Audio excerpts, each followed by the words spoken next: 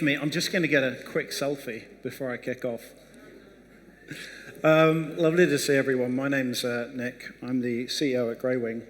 And Greywing is a digital platform that automates crew changes. And I suppose probably a good question to start with is who here has had a go with or used ChatGPT?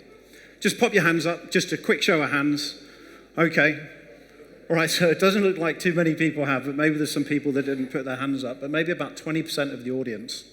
I think we see a lot of these technologies beginning to come into the world. They're things that we haven't necessarily seen before, and they're pretty interesting. And if you're anything like me, you've already started using them to help you out with certain tasks. So what I'm planning to do today is I'm going to talk you through how we approach crewing and how we've been applying some basic AI techniques to our products and how we set up Greywing and how we deliver services to our customers. So I thought, before we get into talking about artificial intelligence, because people throw that term around a lot, why don't we very quickly just run through and define a couple of these items in the real world, in our day-to-day lives, so we can get a sense of what they are before we look at them in crewing. So if we look at algorithms, if you go onto Skyscanner, an algorithm is just going to sort your flight into maybe the best, maybe the cheapest, the fastest, direct. It's just a filter. It's just going to sort out a list. And if you're anything like me, when you travel, when I came to Athens, I use booking.com, and so I use a blend of an algorithm to get me both the cheapest hotel, but the one with the highest review. And so they blend algorithms together. But it's actually very simple. And to be honest, you might not call it artificial intelligence in the strictest sense of the term. If we look at machine learning, so when I think about machine learning, I really think about Tesla, full self-driving. So, it's literally a machine teaching itself without human interaction or human input. And one of the benefits of this is if you think of how many Teslas there are in the world, and before I jumped up to do this, I had a quick check, there's just over 2.6 million. They're all teaching themselves how to avoid a crash, how to stay safe, how to stop at red stop signs. And so you're getting the benefit, of 2.6 million vehicles, training your vehicle to react more effectively to keep you safe and to keep your family safe and keep other road users safe. And so that's what machine learning is. It's always optimizing, it's always learning, and it gets better day by day. And the important thing is, it's also true for our platform, is the more users you have, the faster the machine will learn. If I think about neural networks, so probably for me, I'm embarrassed to say, the most common neural network I encounter on a daily, sadly to say a daily basis, is my Netflix selection algorithm. And so what's this doing? It's basically just learning, what do I like? And then it's going to show me more items. It's going to take me down that road that I otherwise would have chosen to go by myself. And so it's beginning to steer me in a direction. And it's also true of the software platforms that you use. Many of them, like Facebook, they might start to steer you in a direction like YouTube so that you're going to view more content that you're familiar with, that you want to engage with. And it's also true that that's beginning to come into our industry. The software platforms that are in the market today are beginning to use neural networks to learn how you like to work to make your life easier. And I'll talk more about that in a moment. And then finally, ChatGPT. We make it to really the only true item here that truly, really is beginning to become, or to live up to the name, artificial intelligence. And if you think of ChatGPT, it's like a child that has got something called a zero input requirement, where you can literally tell it what you want it to do. You can say, take this item, put it in that box, and it will understand you. It will understand the context of what you're saying, and it will begin to deliver whatever you've asked it to do. But the problem with, not the problem, but the opportunity with this child is ChatGPT has an IQ of somewhere between 130 to 140 points. So it's more intelligent, certainly, than I am. And if we think about where ChatGPT is going to be when we get to ChatGPT 5, which is probably going to be in early 2025, we're going to be looking at artificial intelligence that's got an IQ potentially of about 200. So maybe a little bit smarter than some of the smartest people that have ever walked the earth. And I think what we're beginning to see with artificial intelligence is the commoditization of intelligence. You no longer have to study hard to be smart. You can access extremely intelligent large language models, for $20 a month.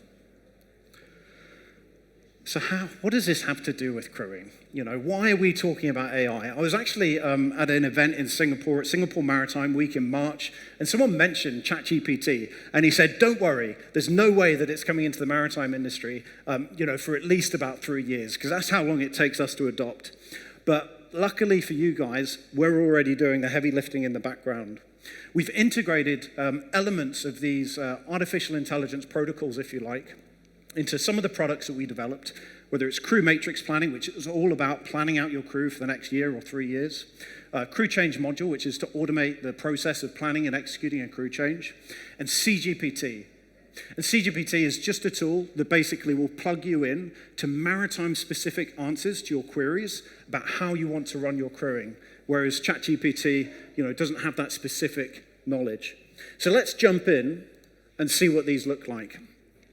So if we look at the crew experience matrix planning, so a customer came to us and they said, look, love what you've done with your core product, but actually we want to be able to pull these 3 superintendents that we've got doing crew planning for our 35 vessels off that, and we want you to automate it. So what we did was we looked at about 100 different variables that we were pulling from their crewing software and also from their specific charterer preferences to make sure they're in line with charterer requirements and OCIMF, as well as how they like different nationalities and different ranks, different personality types to interact. And we plugged that into a system. And to be honest, it's one of the hardest things that we've done. When we took the job on, I almost didn't believe the engineers when they said they were going to be able to solve this, because I had no idea how it was going to work. But, in the end, we've used a blend of algorithms, probably if you think about it, almost a single algorithm kind of data point for every one of the data points that we've pulled in, so that we can take a crew pool of 1,600 crew, look at 35 vessels, plan those crew over the next year, and if anyone signs off late, or if anyone, leaves the company, or if anything happens, then it just automatically reshuffles. Every 15 minutes, reshuffles the crew pool, sets up the planning, and delivers it to our customer. Now, does this mean that this is the solution? And I think this is a really good point that Eugen, I think, from Mastermind Ship Management had raised earlier about, is AI a solution? This is a tool. This sets up the crew changes, it gives you the plan, and we've got people approving it. But what we're removing is the heavy lifting and all of that work that goes into setting this up. So when we look at our crew change module, our original product, it kind of works with a few different items, algorithms, machine learning, neural network, and it's all about setting things up so we can get to the best options for a crew change, whether it's with doing a crew change in Singapore, Suez, or Rotterdam. Where's your best option on a bureaucracy, visa, and price basis? And with a bit of luck, I'm going to be able to show you a video here just to kind of break it down and show you. So you can select the vessel. We've got the voyage plan. I'm going to select all of the crew. And now I can see the vessel's route. I'm going to very quickly move through, select the ports where I want to do the crew change. And now we're searching for flights. So it's going to deliver me some flights for 3 different locations. Very quickly, it's going to give me some great options, and then I can hand those off to the travel management company for booking. And so it kind of really puts you in a position of power to reach out, grab that data, and make the best decision for the crew change, as opposed to emailing the port agents, emailing the travel management companies, and setting everything up. So it's super efficient, and it's been really the main thing that customers reached out to us for, to say, yes, I need this, particularly during COVID. So when I think about CGPT, so this is really, when CGPT or ChatGPT came to the market, my co-founder, who's got a background in AI, but had actually been doing some of the more normal stuff, said, look, I've got to do something with this. I love it. I've got, did all this training in AI at university. I really want to see what I can put together. So we sat down and we said, well, why don't we try and automate the conversation to set up a crew change with the port agents? Because we've got a lot of data on that. It's something our customers are doing every day. So why don't we try? And so that's what we did. So we built CGPT now, which is like our version of ChatGPT, to automate conversations with the port agent. So it'll email the port agent. It could email 3, 4 agents, get different quotations. bring those back to you. Let's say the port agents email you back, but they forget to include the cost of a launch, or maybe they don't let you know whether the hotel's got full board or half board. ChatGPT will have the conversation. It will email them back and say, oh, thank you for the response. Thank you for including the visa and the port state restrictions, but can I just ask you one question about the price? And so it's automating, as a tool, the heavy lifting of beginning to go through these conversations, which, let's be honest, are maybe not the most effective use of a crew manager's time.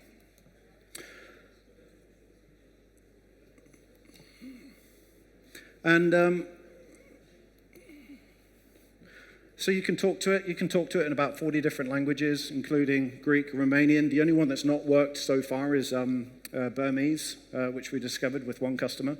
And then you can talk to it, ask you to find you some flights. It can reach in to the global distribution system for flights, pull out flight options, and then you can say, yeah, brilliant, I'm looking for a flight from Manila to Athens, but can you show me flight options via Dubai? And it'll be like, yeah, sure. There you go. Go through to booking, and you're done. So, I think for us, there's, a kind of continued approach that we want to take to continue automating this for clients so that we can move them closer and closer to this seamless process of getting the data that they need and not getting caught up with writing an email or picking up the phone or chasing quotations. So now I'm asking it to set up a crew change. And, this is what we originally built. So, I can just speak to it. It'll write the email, get it ready to send out to the agents. I can select, 3, 4 different agents, whatever you like. Normally for our customers, we'd integrate your agency list. So you're working with the people you trust, but you've just got this digital layer that's connecting you a lot more effectively. So you can really reach in and make it happen. And then, we go through, select the agents, put them on, and then, you're good to send it. So, yeah, we've got clients using this right now. They love it. It's super useful. And also, I don't know if you can see this inbox. So in the inbox, we aggregate all of the responses. So one of the benefits for our customers who, are large companies, if you like, they can aggregate all of their crew manager communications with port agents. So they've got all the pricing and all of the agency requirements just in one location. And then they can share it throughout the entire company, even if they're distributed in, Norway, Singapore, Manila. Not a problem. I suppose another interesting thing is if you guys signed up, then, I think in the future, the way that our clients have begun to ask us to do this is they're like, look, I'm happy to share this information. It's just port agency pricing, port state restrictions, visa requirements. Why can't I just have a single dashboard where I can go in, people can see what I've been communicating with the agent about, and they can see what I've been communicating about. So it'd almost be, if there's 300 crew managers here today, it would be like having a team of 300 people reaching out to the port agents to get this information, and then you can share it with one another.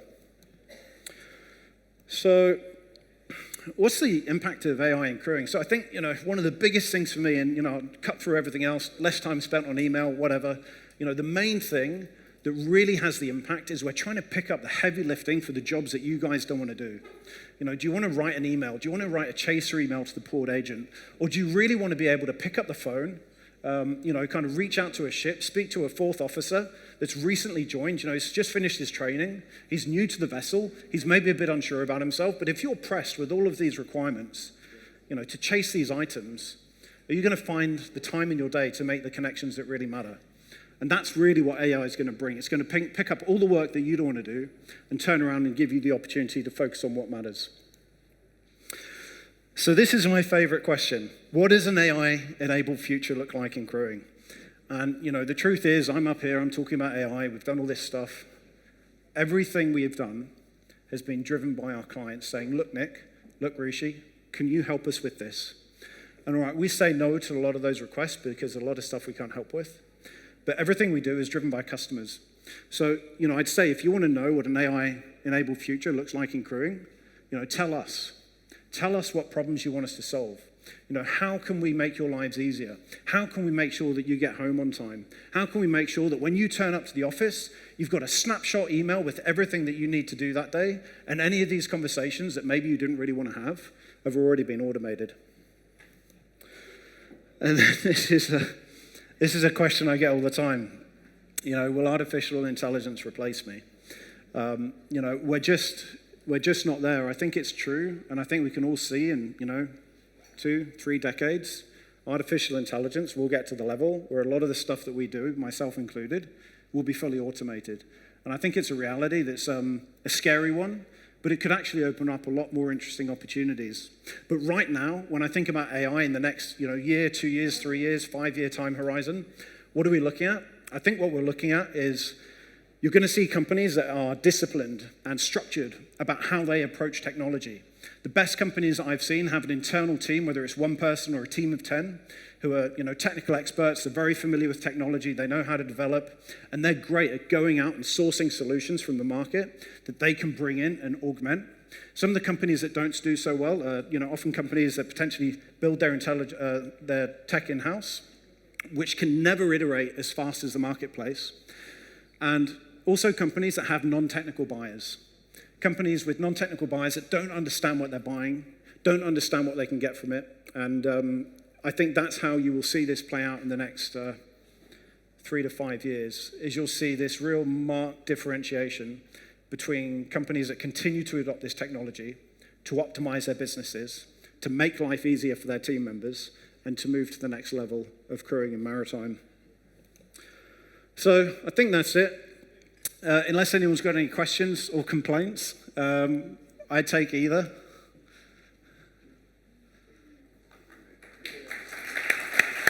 Thank you.